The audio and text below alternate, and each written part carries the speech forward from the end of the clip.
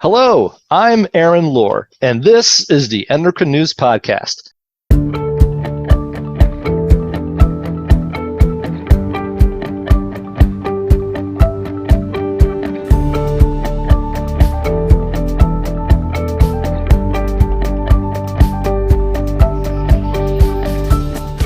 The Endocrine Society made news recently by launching a new online-only open-access journal called JCEM Case Reports, which is dedicated to clinical cases in endocrinology. What can we learn from case studies, and what does this journal have to offer? To answer those questions, my guest today is Dr. Bill Young. Dr. Young is the Tyson Family Endocrinology Clinical Professor and Professor of Medicine in the Mayo Clinic College of Medicine at Mayo Clinic in Rochester, Minnesota. He is also the editor-in-chief of JCEM Case Reports. Thank you for joining me today, Dr. Young. Aaron, I'm delighted to be with you today and share some of the excitement around our new journal. Excellent. So in a world full of journals, how is JCEM Case Reports unique? What sets it apart from other journals? Our mission is to provide a forum for internal medicine residents, endocrine fellows, junior faculty to publish clinical studies. In addition, we want clinicians in practice to share their interesting cases, either as a case report or as an image in endocrinology. So JCEM Case Reports is a new open access online-only journal. We recognize that many article submissions will be from clinicians in training. Our editorial team is charged to evaluate the methodologic quality of case reports and work with authors to optimize their submissions with respect to case selection, ascertainment, causality, and reporting. Our associate editors are from 3 continents and 6 countries, and our editorial board has 180 members from 34 different countries. And our journal's a little bit different in that all the peer review will be done by those 180 editorial board members, and they all understand the mission of our journal. Can you tell us a bit about the importance of case reports to the field? Why is it wonderful to have a journal fully dedicated to case reports? Original case reports can provide valuable insights and clinical nuances that you're just not going to find in a large case series or a clinical trial or our clinical practice guidelines. So detailed descriptions of individual patients can have a profound impact on medicine and has done so over the last 80 to 200 years. The initial discoveries of many disorders have been through case reports. For example, the first description of sickle cell anemia was a single patient. First description of the gland that I favor, the adrenal gland, for example, pheochromocytoma, a single patient. Primary aldosteronism, a single patient. So almost every major medical disorder was initially described as a case report. Case reports can also deepen our understanding of endocrine disorders, enhance our clinical skills, and suggest potential useful areas of future research. So as the first editor-in-chief of JCEM Case Reports, I can tell you clearly value them. Can you tell us how studying or publishing case reports has personally helped you in your career? So, Aaron, many of my best teaching and learning opportunities have been based on the care of individual patients with perplexing or challenging clinical scenarios.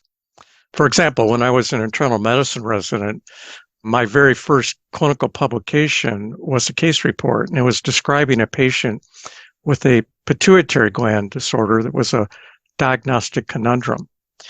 Caring for that patient and writing the report helped ignite my interest in pursuing a career in endocrinology. I think far too often, clinical pearls that we can learn from managing difficult clinical situations are never shared. JCEM Case Reports will be the forum for clinicians to pass on these valuable clinical insights. You mentioned that I must value case reports, and that's really true. I mentioned that my career in endocrinology started with a case report. I still publish case reports. And in fact, just this year, I co-authored a book, and the book is entitled Adrenal Disorders, 100 Cases from the Adrenal Clinic. So my enthusiasm for case reports has not stopped.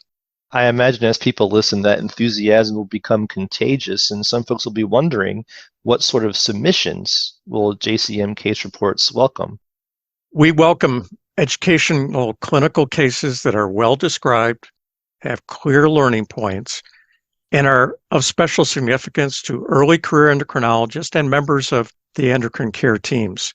We're particularly interested in exploring ways to effectively diagnose and treat endocrine conditions in regions where there may be limited clinical resources.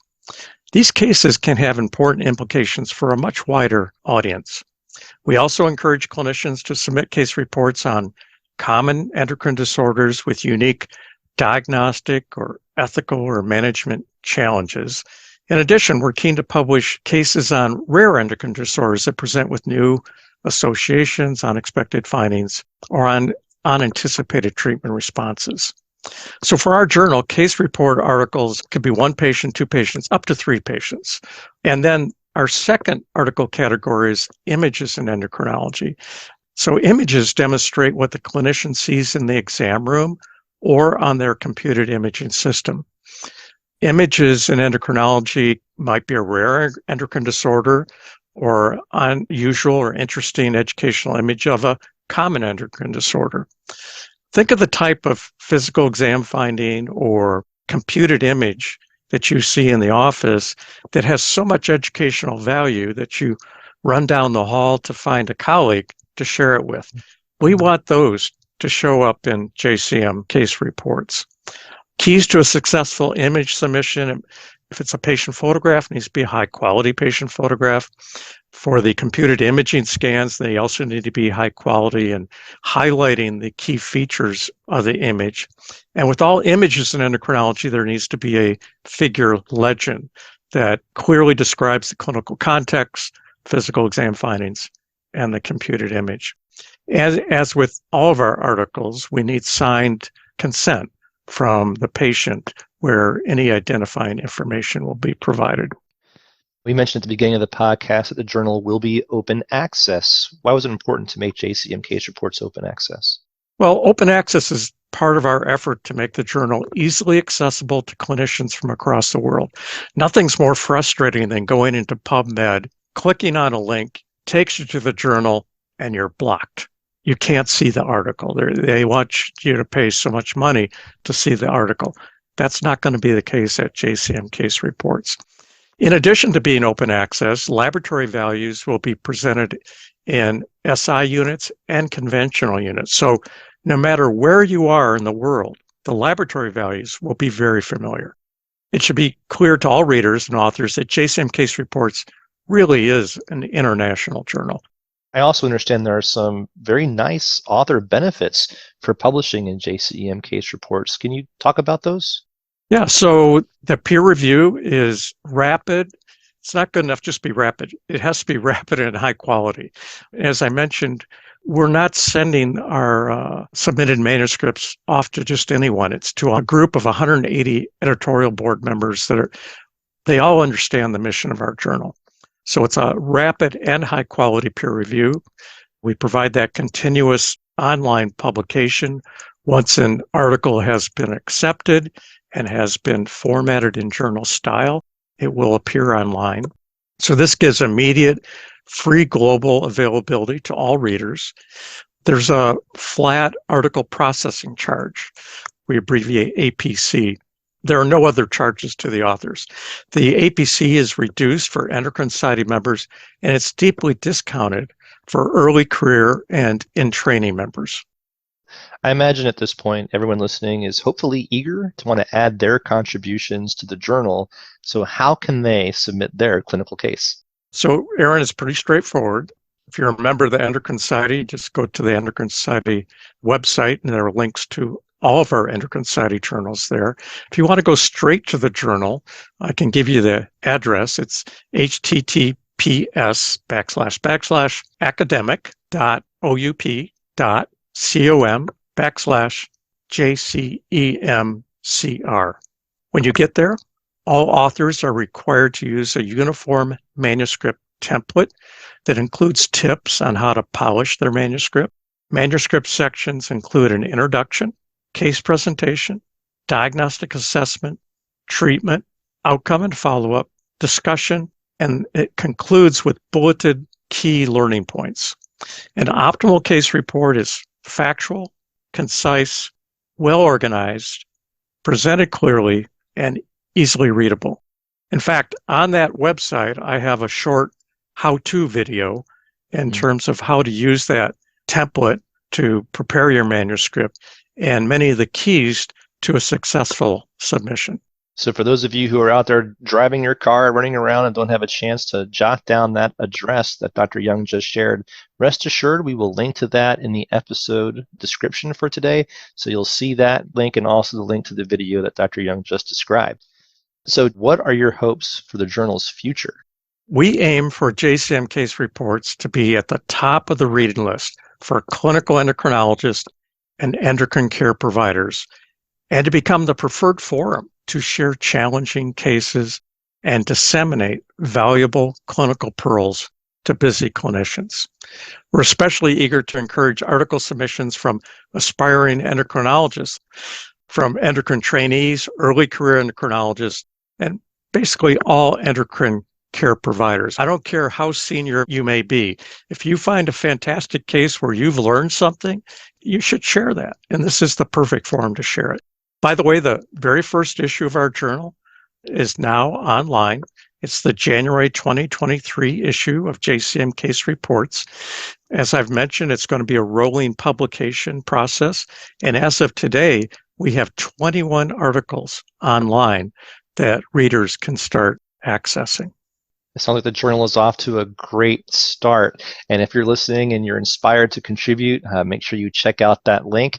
I think we're out of time for today, so let me say a big thank you to Dr. Young for joining us. Thank you. Thanks a lot, Aaron. I've enjoyed it. I'm glad I could share some of this information with your listeners.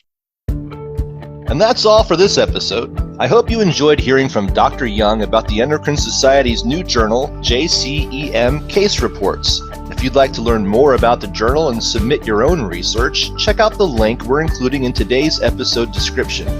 Is there a topic you'd like to hear us cover on the podcast? Let us know by sending your idea to podcast@endocrine.org. Until next time, thanks for listening.